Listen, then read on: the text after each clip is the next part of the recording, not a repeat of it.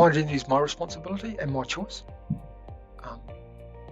and having my documents reflect who I am and is really important, rather than who the state says I should be.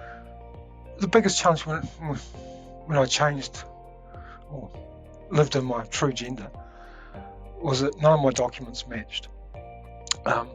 And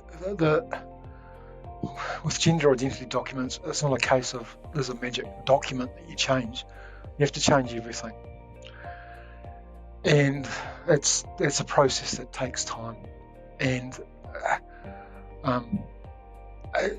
it was great. The first thing I did was change my name to have a name that I felt matched my gender.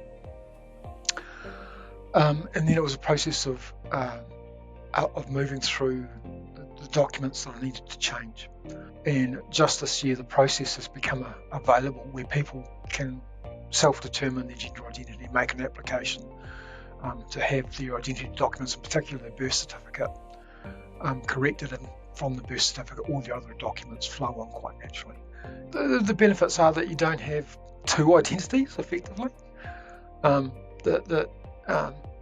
Throughout the system, I have one identity. My dead name doesn't appear. So just having documents that are consistent just allows me to flow through life much easier, instead of having to check myself all the time that when I'm going into this environment, or where I'm in this situation or dealing with this organisation, what identity do I need to use so that they believe me and trust me? Humans and our identities existed before the state. So, one